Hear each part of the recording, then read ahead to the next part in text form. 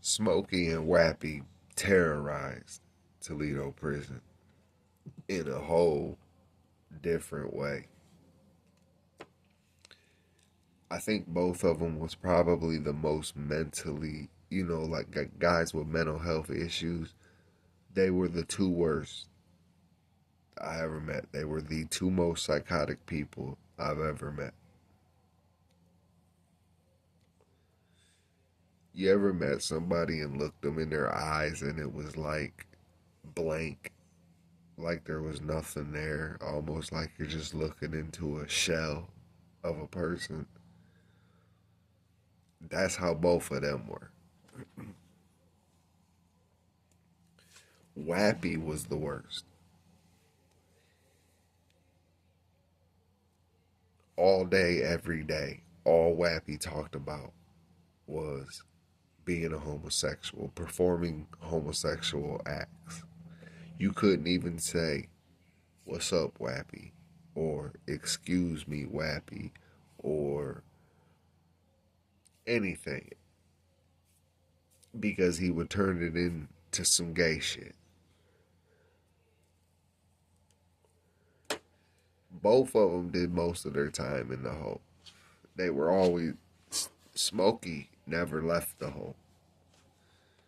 Once he went in, he was on the compound for probably a year.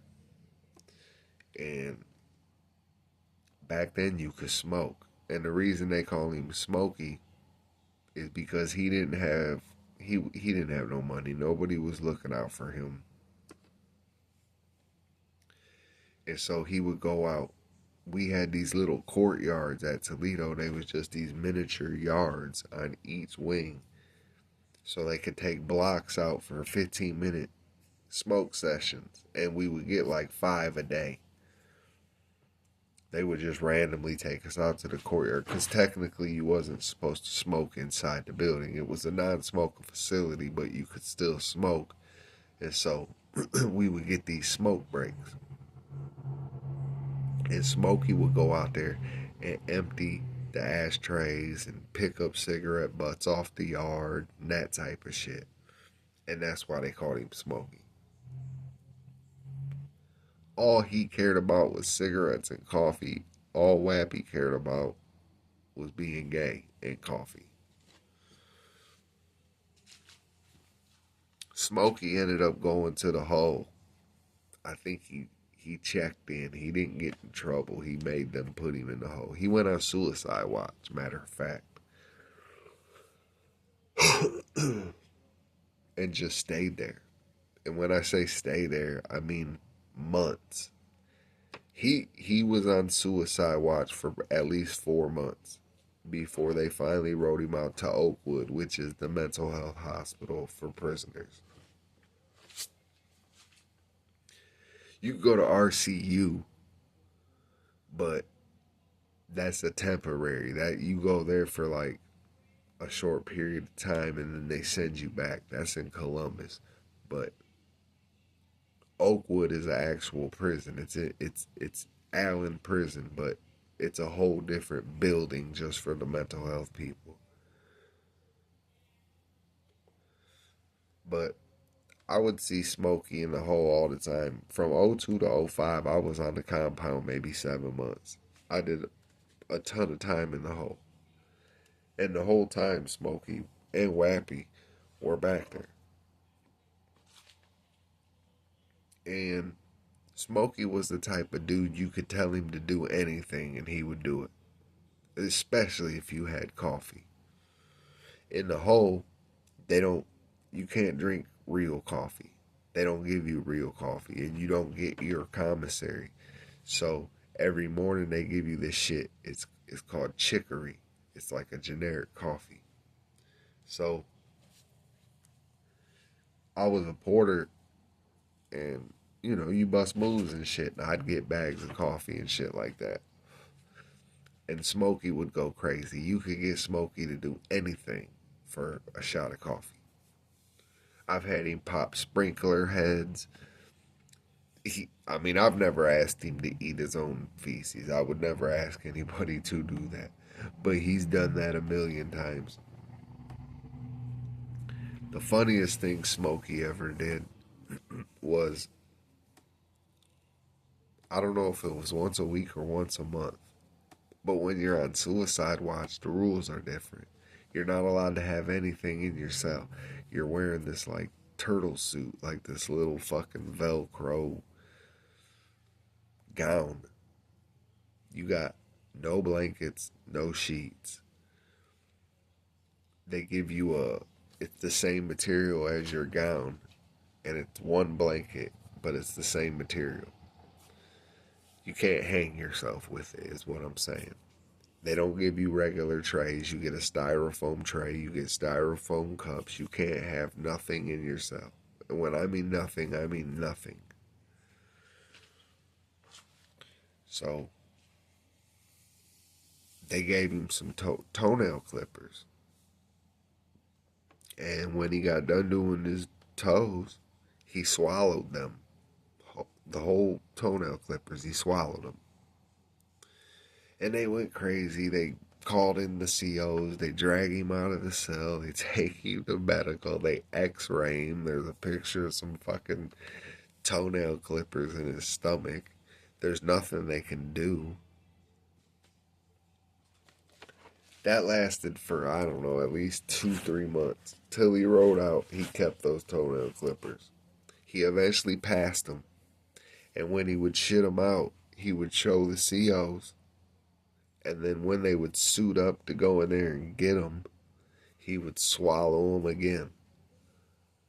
Now keep in mind, he don't got running water in his cell. These ain't clean. Wappy was a whole nother monster. He was the type of dude, he would come to the hole for a couple of days, get out, come right back, get out, in and out, in and out. And the warden at the time was that African dude I was talking about, Kellen Conte. And it was an unwritten rule where pretty much you knew if you went to the hole for anything, I don't care what it was, it could be the most pettiest thing you could think of. You didn't do any less than 10 days. If it was petty, you always did 10 days, get out on the 10th day. But somehow, Wappy would always get out in 2, 3, 4 days, shit like that. But what he would do is, during the week, Monday through Friday, when you're in the hole, somebody from every department does a round. They walk through and they talk to you. So somebody from mental health comes through, somebody from the library, somebody from education, all the white shirts, unit staff, case managers, shit like that. They all come through eventually during the day. And what Wappy would do is he would wait for somebody to come through that could help him get out, like mental health, a warden, deputy warden, captains, unit staff. And he would eat his own feces. Smush it through his teeth. He would wait for him to walk by, and he would do this shit. They'd put him on suicide watch, and then 24 hours or 48 hours, and then he'd get off and get out. Well, one day, I don't know, it definitely wasn't just about getting out. He had been going through it. I don't know what he was going through, but you got to remember, this is a guy in his early 40s with the mentality of a 5-year-old. And I'm not exaggerating. If you said hi to Rappy, he would ask you if he could suck your dick. Like, he was crazy. I can't emphasize that enough. You couldn't say, if you said excuse me to Rappy, if he was in your way and you just said excuse me, he would turn that into gay conversation some way, somehow. He was fried. And so he's in the hole, and he's got his property. And the reason he's got it, he don't have all his property. He's got his commissary and he's got his hygiene shit you're not allowed to have, and he's got some clothes and shit like that. And that's what they used to do in Toledo back then. And when they caught guys in a sexual act, they would keep the girly one in the hole under, like, it ain't PC, but it was kind of like a variation of PC. And it was forced. It wasn't like these guys wasn't wanting this shit. It was kind of, I don't know all the details because I'm not into that shit, but I just remember if somebody got caught in an act, like they had to get caught actually in the act, they would take the more feminine one and put them in the hole, and they would give them property so they were comfortable back there, and they would keep them for a certain amount of time.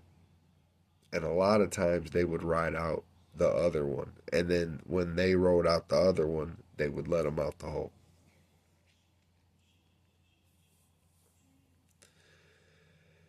And so I think a lot of it had to do with the fact that the guy Wappy was fucking around with was getting rode out. He got in trouble for, they got caught and they were separating them. And so one day Wappy said, fuck it. Fuck it. And what he decided to do was he decided to cut his own dick off. And his reasoning behind it was he don't use it anyway. I think he was trying to, that was his way of making a point or what. But what he decided to do was he took a bag of Keefy coffee. Anybody who's been to prison knows about the Keefy coffee, the black bag. And Wappy always drank his coffee out of a peanut butter jar. And he dumped this whole bag of coffee in this peanut butter jar. And it filled up half of the jar. And then he added water and he mushed it and did whatever he did. I'm sure it looked like fucking tar. And he had a bottle of aspirin, a whole bottle of aspirin. And he ate them all. He ate the whole bottle. Promise you. So all you guys saying you can kill yourself with aspirin, maybe you can, but it takes more than a jar. I'll tell you that. Because he ate a whole jar of aspirin. And he washed them down with that fucking bag of Keefy coffee, that mud. And once he got it down, and once he got the desired effect he was waiting for, whatever it was, whatever that did, whatever he thought in his crazy ass mind that was gonna do, once that kicked in for him, he had taken the razor blades out of his razor and began cutting his dick off. And he cut his whole dick off and flushed it down the toilet so they couldn't put it back on. He flushed it when the CO caught him. The CO was doing a round and caught him and hit his man down button and immediately opened the door to try to get in to help him because he was dying. And Wappy threw it down the toilet. Obviously, they called for an emergency medical evac. The ambulance came. They rushed him out, took him to the hospital, probably St. V's. And they saved his life. They saved him. He come back. I don't remember. He wasn't even gone long. He was only shit. I think he was in the hole probably. They put him in the hole, but it was like a medical situation. So, like, he wasn't on whole rules. He still had all his property and shit like that. But he ended up getting out on the compound. And he had cut his shit off. He had cut his shit off. They eventually rolled that dude out. He's probably dead by now. But I would say the situations like I've described today are far worse than the violence. To me. I mean, everybody's different. But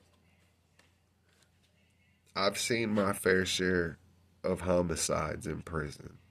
And stabbings and assaults and shit like that. Sexual assaults. The whole bag. Anything you can think of, I've seen in prison. And to me, the things that affected me the worst, I think things that traumatized me the worst was the things I've described today. Seeing people do that type of shit. You know, in Lucasville, when I was there, in 4B in the hole, when you go to rec, there's 20 cells on a range, right? And in Lucasville, they'll yell in the block, hey, rec in 5 minutes. And what that means is everybody's got to strip down asshole naked because they got to strip search you before you go to rec in the hole at Lucasville. And so what happens is when they make that announcement, they'll come in a couple minutes later and they'll lay this chain out.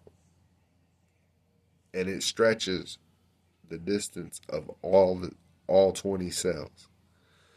When they get to your cell, if you ain't stripped out, they'll just blow straight by you. You ain't getting wrecked that day. You got to be naked when they get to your cell. And the reason I say that is because they're strip searching guys. They usually, checking your mouth is usually part of that. And at Lucasville, with what I'm about to explain being such a common occurrence, you would think that they would. But they knew what was going on. Those officers are crazy. But what happened is guys would pack their mouths. So, like, let's say you got these two guys arguing on the range. And it would get heated. Bitch, I'm going to fuck your mom. And it gets bad. Talking about each other's mom. Talking about anything you could think about. Right? And they can't get at each other. So they'll call rec. And one or two, whatever, they'll pack their mouths full of shit. They get to our cell, they handcuff you to that chain. So all 20 guys are handcuffed to the same chain. But you got a guy on this chain who has packed his mouth full of shit to spit it on this other guy. And so he'll bide his time, or he'll just break rank and he'll just drag the chain and go spit shit on somebody. Those are the things that fuck me up the worst. Those are I mean, I don't know why. I mean, it's gross, it's fucked up, but it did something else to me. Seeing the way guys just played with it. And the level of insanity. When you look into a guy's eyes and you can't see a soul, you know. So that's the story for today. I hope you guys enjoyed it. If you did, please hit the like and subscribe button. Share the video. We're pushing 500, y'all. We're over 460. So that's all you. That's all y'all. So thanks again, man. Again, hit the like and subscribe button. Share the video. And until next time, y'all, stay safe. It's the Hoodie Man. I'm out.